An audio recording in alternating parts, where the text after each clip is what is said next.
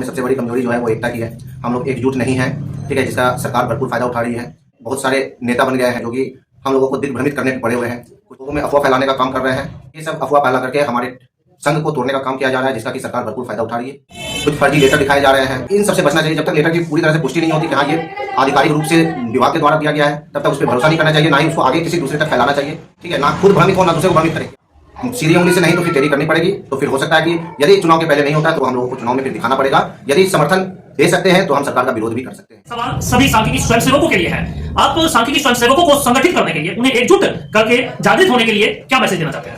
हम लोग यही चाहते हैं कि जितने भी सांख्यिकी स्वयंसेवक के 38 जिला के जो जिलाध्यक्ष हैं वो एक बार पटना में कहीं पे सभा करके एक उपयुक्त जो सही ढंग से हमारे संघ को चला सके, जो हमारे आवाज को बुलंद करके सरकार तक पहुंचा सके, वैसा एक नेता को चुना जाए और सही मार्गदर्शन पे चले, सही ढंग से मांग करे। ये 10 नेता बनकर के करने से न सरकार हमारी सुनने वाली है और न संघ सही ढंग से चल पाएगा। तो संघ से हमारी यही गुजारिश है कि एकजुट होकर रहे और एक साथ मिलकर आवाज बुलंद करें, ताकि सरकार की कुर्सी तक हिल जाए, उनको समझ में आ जाए कि हाँ, यदि हम इस चुनाव से पहले इन लोगों का काम नहीं करते हैं तो इन लोगों में इतनी क्षमता है कि ये हमारी कुर्सी को गिरा सकते हैं, हमारी सरकार को गिरा सकते हैं। खबरों के माध्यम से हमसे जुड़े रहने के लिए YouTube पर हमारे चैनल को सब्सक्राइब करें और बेल आइकन को दबाकर घंटी बजाएं। नमस्कार, मैं हूं पवन कुमार चौधरी और आप देख रहे हैं स्टार ब्लू न्यूज। चैनल पर पहली बार आए तो चैनल को अभी सब्सक्राइब करें, वीडियो को लाइक करें और अधिक से अधिक शेयर करें। आज हमारे साथ मौजूद हैं बिहार राज्य मान्यता प्राप्त सांख्यिकी स्वयंसेवक संघ के मुंगेर जिला उपाध्यक्ष राजीव कुमार जी। राजीव जी, जिस तरह से सांख्यिकी स्वयंसेवकों की ओर से लगातार मुद्दे उठाए जा रहे हैं, बिहार सरकार से लगातार मांग किया जा रहा है कि उनका समायोजन किया जाए। जिस तरह से 2011 में सांख्यिकी स्वयंसेवकों की नियुक्ति राज्य सरकार ने मानदेय के आधार पर किया था और फिर पुनः 2015-16 में उन सांख्यिकी स्वयंसेवकों का जो पैनल था उसे बिहार सरकार ने रद्द कर दिया, जिसके बाद से कि लगातार सांख्यिकी स्वयंसेवक सड़कों पर संघर्ष करते आ रहे हैं। कई ऐसे सांख्यिकी स्वयंसेवक हैं जिनको अपनी जान तक गंवानी पड़ी। कई ऐसे सांख्यिकी स्वयंसेवक हैं जिनके घर में खाने के लिए लाले पड़े हुए हैं। बेरोजगारी का दंश झेलते हुए मेहनत मजदूरी करके किसी तरह अपना घर का गुजर बसर कर रहे हैं। तो इन सांख्यिकी स्वयंसेवकों के मुद्दे पर सरकार क्यों गंभीर नहीं नजर आ रही है और क्या समस्याएं हैं जिसके कारण की सरकार अब तक उन्हें समायोजन करने से कतरा रही है? सबसे पहले आपको नमस्कार। जहाँ तक बात है, हम लोगों में ही थोड़ी कमजोरी नज़र आ रही है। हम लोगों में सबसे बड़ी कमजोरी जो है वो एकता की है। हम लोग एकजुट नहीं हैं, ठीक है, जिसका सरकार भरपूर फ़ायदा उठा रही है। और सबसे बड़ी बात है कि हम लोगों में बहुत सारे नेता बन गए हैं, ठीक है, जो कि हम लोगों को दिग्भ्रमित करने पे पड़े हुए हैं।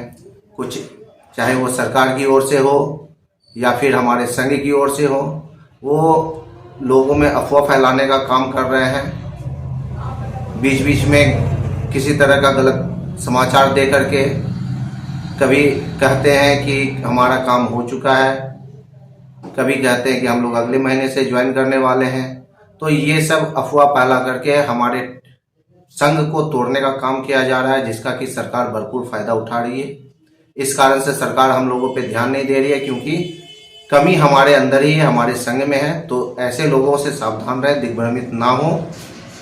और सरकार तो हम लोगों के साथ आज से नहीं, 2016 से ही जब पैनल रद्द की तब से ही हम लोगों के साथ सौतेला व्यवहार कर रही है। हम लोगों को सड़क पे ला दी है, जैसा कि सरकार ने पहले ही कहा था कि ला देंगे, तो ला दी है। तो ये सही नहीं है, हम लोगों के साथ बहुत ही बुरा किया जा रहा है।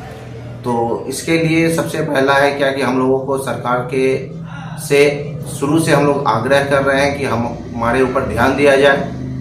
अभी भी हमारा कहना है कि किसी तरह से हम लोगों का कुछ कर दे, ताकि हम लोग भी, हम शुरू से हम लोग सरकार के साथ हैं, सरकार के समर्थन में हैं। आगे भी चुनाव आने वाला है, लोकसभा चुनाव है, विधानसभा चुनाव है, हम लोग हमेशा सरकार के साथ रहे हैं और समर्थन हमारा पूरा भरपूर है, सरकार के पक्ष में है। तो हम लोग हमेशा सरकार के साथ रहेंगे, सरकार से पीछे नहीं है। लेकिन आग्रह हमारा सरकार से भी यही है कि जिस तरह से सरकार हम लोगों के साथ वादा करती है, कहती है कि आपका काम करेंगे, आपको आने वाले वर्ष में, आने वाले सत्र में करेंगे, तो उस तरह से यदि सरकार वादा करती है तो उनको भी पूरा करना चाहिए। हम लोगों पे भी ध्यान देना चाहिए। अरे सबका भला ही कर रहे हैं, तो हम लोग भी ज़्यादा संख्या में है नहीं, पहले जितने संख्या थे काफ़ी कम रह चुके हैं। तो कम से कम हम लोगों पे ध्यान दे करके हम लोगों का भी भला कर दे, ताकि हम लोग भी अपना जीवन यापन सही ढंग से कर सकें। जिस तरह की आपने इस बात की पुष्टि की, जो लगातार हम अपने चैनल के माध्यम से जो बातें रख रहे हैं कि कहीं ना कहीं सांख्यिकी स्वयंसेवकों में एकता की कमी है जी। और कुछ लोग दिग्भ्रमित भी कर रहे हैं जी। इन दोनों की पुष्टि आप भी कर रहे हैं, तो किस तरह से संगठित हो सकते हैं और किस तरह से दिग्भ्रमित करने वाले लोगों से बचा जा सकता है सांख्यिकी स्वयंसेवकों का? तो सबसे पहले जो दिग्भ्रमित किया जा रहा है वो समाचार यूट्यूब के माध्यम से किया जा रहा है, कुछ फर्जी लेटर दिखाए जा रहे हैं। तो इन सबसे बचना चाहिए। जब तक लेटर की पूरी तरह से पुष्टि नहीं होती कि हाँ ये आधिकारिक रूप से विभाग के द्वारा दिया गया है, तब तक उस पर भरोसा नहीं करना चाहिए, ना ही उसको आगे किसी दूसरे तक फैलाना चाहिए। ठीक है, ना खुद भ्रमित हो ना दूसरे को भ्रमित करें कि हाँ ये हो गया, ये लेटर आ गया, ऐसे काम करना है। तो ऐसा नहीं करना है, ना खुद भ्रमित हो ना दूसरे को भी हो, जब तक किसी भी चीज़ की पुष्टि नहीं हो जाती है। और बहुत सारे ऐसे जो कि वीडियो के माध्यम से बना करके फैलाते हैं, तो ऐसे ऐसे लोगों से सावधान रहना चाहिए। अधिक किसी पे ध्यान, आपको जानकारी यदि सटीक है तभी दूसरे तक पहुंचाए, नहीं तो जब तक पुष्टि नहीं होती है ना दिग्भ्रमित हो ना दूसरे को करे।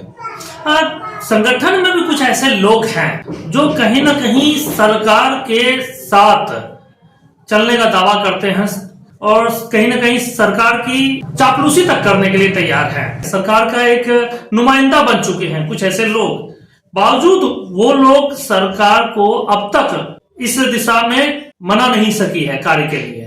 तो क्या लगता है कि सरकार का समर्थन करने के बजाय अगर सरकार के खिलाफ सड़कों पर जोरदार आंदोलन चलाया जाता तो शायद अब तक ये स्थिति पैदा नहीं होती है। कब का क्योंकि जो अब तक बिना आंदोलन के कोई भी, चाहे वो मानदेय कर्मी हो, चाहे वो आंगनवाड़ी सेविका हो, चाहे आपका आशा कार्यकर्ता हो, जितने भी आज तक मामले नजर में आए, और सबसे विशेषकर नियोजित शिक्षक का उदाहरण है। नियोजित शिक्षक लगातार सरकार के खिलाफ आंदोलन चलाए, सड़कों पर उन्होंने उनका जो आंदोलन है प्रखंड स्तर से, जिला स्तर से होते हुए प्रदेश स्तर पर जो उनका आंदोलन देखने को जो मिला, उसी का नतीजा है कि आज उन्हें राज्यकर्मी का दर्जा मिला। महज 4,000 से 1,500 से नौकरी करते हुए आज 35,000 40,000 तक उन्हें सैलरी तक मिल गई है। अब वो मानदेय पर नहीं बल्कि आज वो वेतनमान पे आ चुके हैं। तो क्या मानते हैं कि क्या सरकार की चाटुकारिता करने के बजाय अगर सरकार के खिलाफ आवाज बुलंद करते तो शायद सांख्यिकी स्वयंसेवकों का ये अब तक हाल नहीं होता, उन्हें कब का इंसाफ मिल गया होता। हम लोगों ने बहुत बार धरना प्रदर्शन भी किया है, पटना में भी किए हैं। तो है क्या कि हर चीज में हमारे संघ में नेता बहुत हैं, अधिक हैं, जो कि सरकार भी इस चीज़ का फ़ायदा उठा रही है, हमारे नेता को तोड़ने का काम करती है। तो ये हम लोगों के लिए सही नहीं रहा। हम लोग धरना प्रदर्शन बहुत बार किए हैं और बहुत बार सरकार के द्वारा हमारे ऊपर लाठीचार्ज भी किया गया है। हम लोग भी लाठी खाए हुए हैं पटना में। तो धरना प्रदर्शन होता है, किया भी गया है, उसके बावजूद भी सरकार नहीं मानी है। और इस समय अभी चुनाव का भी समय है, तो हम लोग यही आग्रह करेंगे कि चुनाव के पहले हमारा जो भी हो सरकार से हम लोगों को कर दे, अन्यथा सीधी उंगली से नहीं तो फिर टेढ़ी करनी पड़ेगी। तो फिर हो सकता है कि यदि चुनाव के पहले नहीं होता है तो हम लोगों को चुनाव में फिर दिखाना पड़ेगा। यदि समर्थन दे सकते हैं तो हम सरकार का विरोध भी कर सकते हैं। आप कह रहे हैं उंगली टेढ़ी करनी पड़ सकती है। मुझे लगता है कि सीधी उंगली से तो हमको लगता है कि पिछले 4-5 साल से अधिक समय बीत चुका है जी। 5 साल क्या 8 साल हो चुके हैं जी। और इन 8 सालों में सरकार ने अब तक सीधी उंगली से सरकार ने घी निकालने नहीं दिया जी। और लोकसभा चुनाव बहुत महत्वपूर्ण पल है और मुझे लगता है कि अगर लोकसभा चुनाव से पहले आप लोग जागरूक नहीं होते हैं, सरकार को अपनी बातें रखने में अगर आप लोग सक्षम नहीं हो पाते तो क्या लगता है कि चुनाव के बाद सरकार आपकी बातों को मानेगी? क्योंकि पैनल भी आपका रद्द है। पैनल को पुनर्बहाल अगर चुनाव से पहले कर देती है सरकार तो उम्मीद जताई जा सकती है। तो सरकार से अल्टीमेटली क्या मांग करना चाहते हैं चुनाव से पहले? चुनाव से पहले हमारा यही सरकार से मांग है, हम आपके चैनल के द्वारा सरकार को ये बताना चाहते हैं कि चुनाव के पहले हम लोगों का जो भी काम हो उसको प्रोसेस में करके हम लोगों को कुछ कर दे, मानदेय पे ही कर दे फिलहाल में, लेकिन कहीं सबसे पहले तो पैनल को बहाल कर दे। पैनल को बहाल करके हमारा जो प्रोसेस है उसको करे, ठीक है।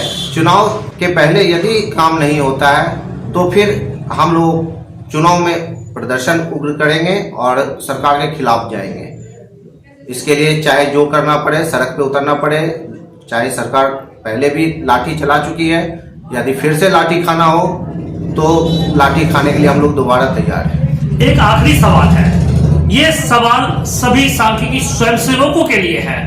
आप सांख्यिकी स्वयंसेवकों को संगठित करने के लिए, उन्हें एकजुट करके जागृत होने के लिए क्या मैसेज देना चाहते हैं?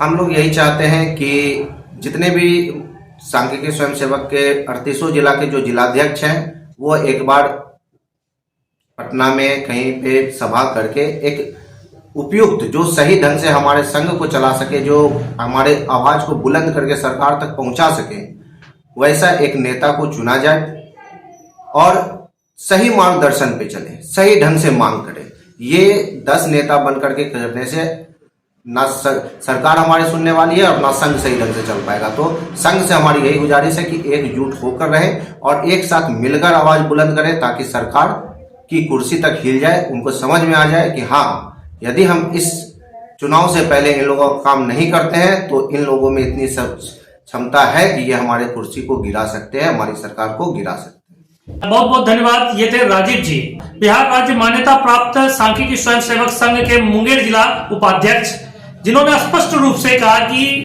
सरकार के समक्ष अपनी मांगों को जोरदार ढंग से रखने की आवश्यकता है, तभी जाकर सरकार सांख्यिकी स्वयंसेवकों के मुद्दे पर विचार करेगी, सकारात्मक रूप से पहल करेगी।